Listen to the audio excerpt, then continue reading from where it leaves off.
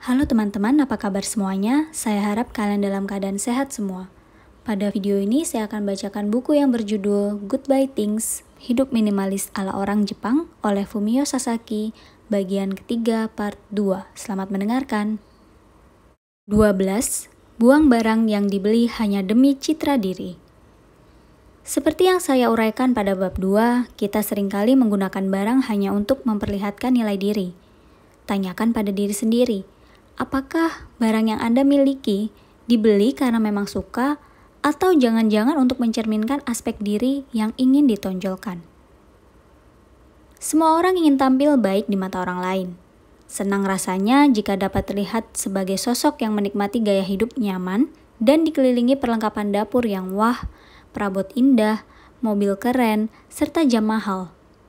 Atau mungkin citra diri Anda adalah sosok kreatif yang memiliki berbagai benda seni serta alat musik. Semua orang berusaha lebih untuk mendapatkan penampilan sosok-sosok ini. Namun, barang yang sungguh-sungguh kita sukai adalah barang yang sering kita gunakan dan perawatannya tidak merepotkan.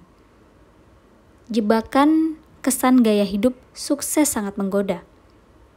Tapi, cobalah pertimbangkan melepas beberapa barang yang disimpan hanya untuk pamer.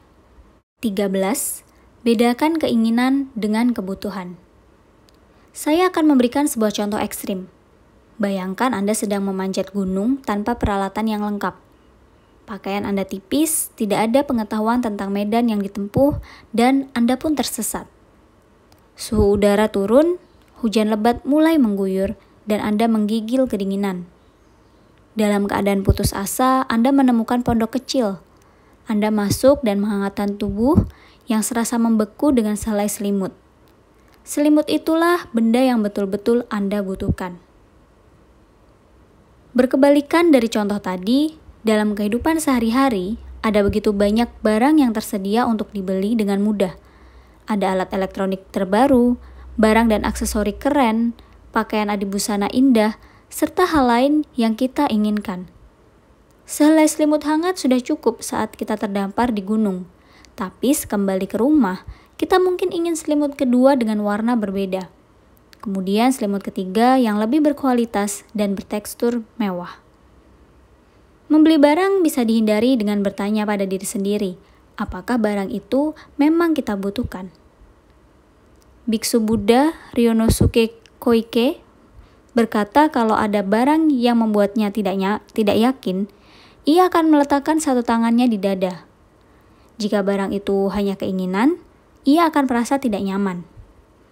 Ketidaknyamanan ini adalah gejala ketidakpuasan, dan ketidakpuasan adalah keyakinan keliru bahwa ada sesuatu yang kurang dari hidupnya, meskipun ia sudah memiliki segala sesuatu yang ia butuhkan.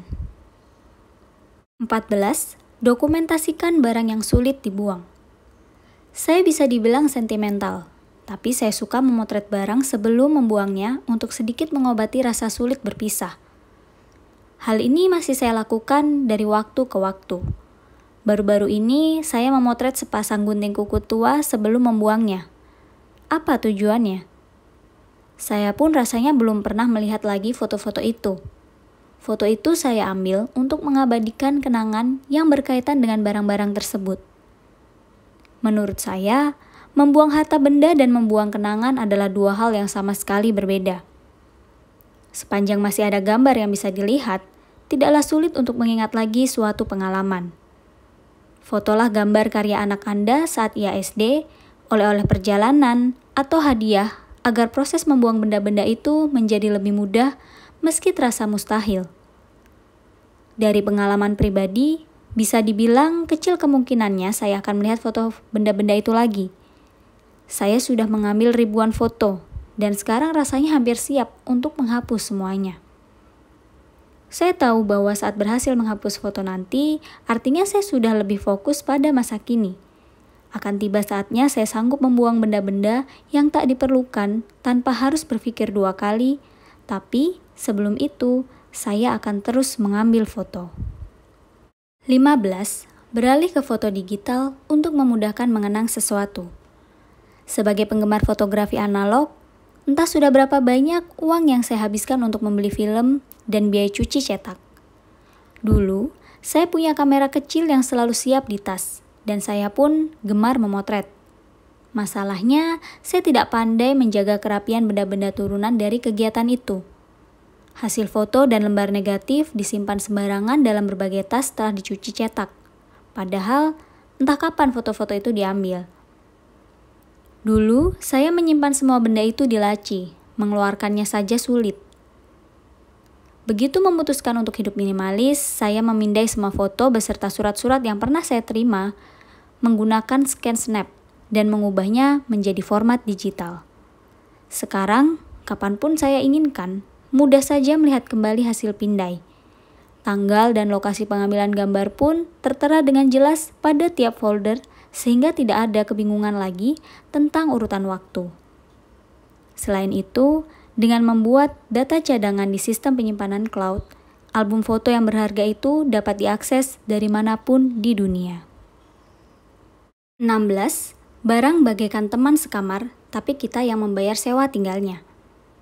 Di Jepang, konon kita butuh separuh tatami untuk alas duduk dan satu tatami penuh sekitar 1,5 meter persegi untuk tidur. Nah, sebenarnya memang hanya itulah luas area yang kita butuhkan untuk hidup. Jika ada teman yang tinggal bersama kita, artinya perlu area untuk satu tatami tambahan. Sampai di sini, penambahan hanya satu orang teman tidak akan membuat biaya sewa berubah. Namun, terlepas dari apakah kita benar-benar berbagi tempat tinggal dengan orang lain atau tidak, kita semua sebetulnya punya teman tinggal. Nama si teman ini adalah benda.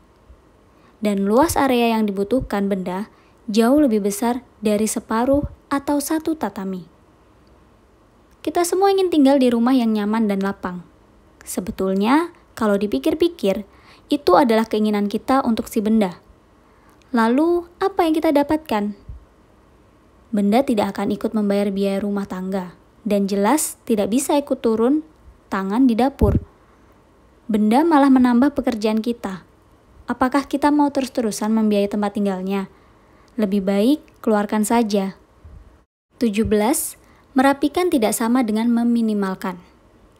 Kebiasaan masyarakat Jepang adalah melakukan bersih-bersih besar-besaran pada akhir tahun. Ada yang dibuang, ada yang dirapikan, lalu semuanya disimpan agar tidak terlihat. Barang-barang dimasukkan ke tempat yang selama ini tidak dipakai agar tidak mengganggu keseharian.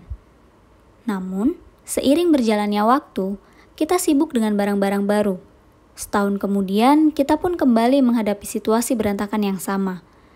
Kecuali kita adalah orang yang betul-betul disiplin, siklus ini akan terjadi berulang kali. Sebab, merapikan tidak sama dengan meminimalkan. Alih-alih mengandalkan teknik mengatur barang, yang pertama-tama perlu kita fokuskan adalah mengurangi jumlah barang yang kita miliki. Setelah selesai, tempat tinggal kita pun menjadi lebih rapi dengan sendirinya, dan siklus tadi berhasil dipatahkan. Di apartemen saya sekarang, benda yang saya miliki begitu sedikit, sehingga tidak pernah berantakan. Konsep berantakan itu sendiri sudah tidak ada dalam hidup saya. 18. Berantas dahulu sarangnya, atau tempat penyimpanan, baru hamanya, atau keadaan berantakan. Berikut kiat penting dalam membuang barang. Biasanya kita membersihkan barang secara bertahap, yaitu mulai dari merapikan benda-benda yang berantakan, baru kemudian membuangnya dalam wadah-wadah besar sekaligus. Sekarang coba bayangkan cara kita menangani hama di rumah.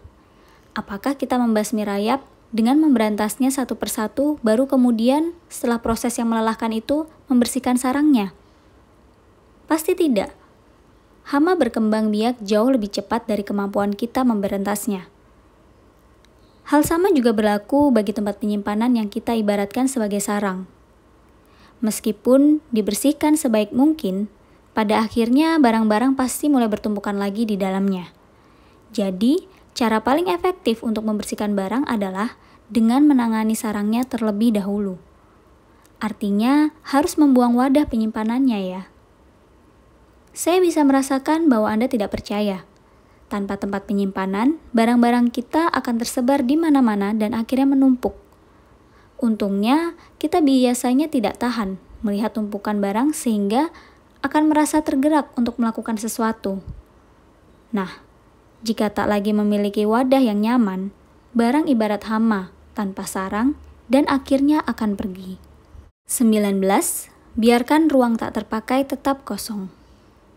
Bicara tentang pengaturan barang di rumah, konsep ruang yang tak terpakai adalah hal yang penting. Ketika ada ruang yang tidak ada isinya, kita serta-merta akan berpikir bahwa ruang itu tidak terpakai. Sangat wajar jika kita kemudian berusaha menggunakan dan mengisi kekosongan itu. Misalkan kita meletakkan mesin cuci di tempat yang sudah ditentukan di rumah.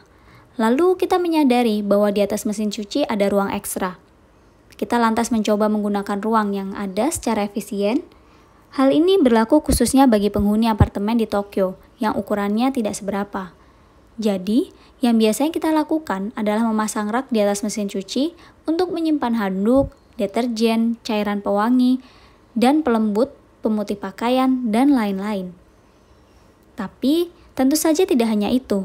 Kita juga seringkali mendirikan 2 tiang di dinding yang berseberangan, menaruh gantungan, lalu merasa puas karena sudah menciptakan tempat penyimpanan sederhana. Sebenarnya, langkah ini adalah satu langkah mundur dari konsep mengurangi barang, dari kehidupan yang nyaman. Sebab, ruang atau tempat penyimpanan ekstra pada akhirnya membuat kita juga meletakkan barang-barang ekstra.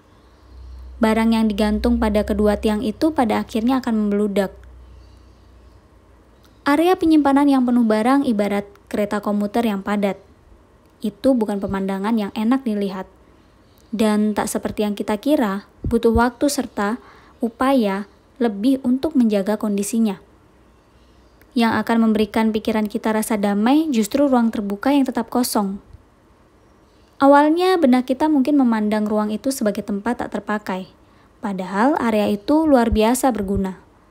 Area tanpa barang memberi kita rasa merdeka dan menjaga pikiran kita terbuka pada hal-hal yang lebih penting dalam hidup. 20. Berhenti berpegang pada kelak. Saat kita membeli alat elektronik, alat itu biasanya datang dengan berbagai perlengkapan. Coba saja bayangkan semua komponen penyedot debu yang tak pernah kita pakai. Sekrup kecil misalnya, apa gunanya? Tapi, semua bagian dan kabel tetap kita simpan karena kita pikir kelak akan dibutuhkan. Saya tidak tahu bagaimana kebiasaan orang lain, tapi saya sendiri tidak pernah melakukan garansi. Sekarang, barang-barang semacam itu langsung berakhir di tempat sampah. Kita selalu berpikir tentang kelak. Stoples kue atau kantung kertas yang indah disimpan karena mungkin berguna suatu waktu nanti. Buku-buku teks bahasa asing dipertahankan karena barangkali kita akan mulai mempelajarinya. Segala perlengkapan dan peralatan hobi pasti akan digunakan begitu kita punya waktu luang. Kelak. Begitulah kita meyakinkan diri sendiri. Tapi, kita sekarang harusnya tahu bahwa kelak itu tidak akan tiba. Boleh saya beri saran? Biarkan kelak itu pergi.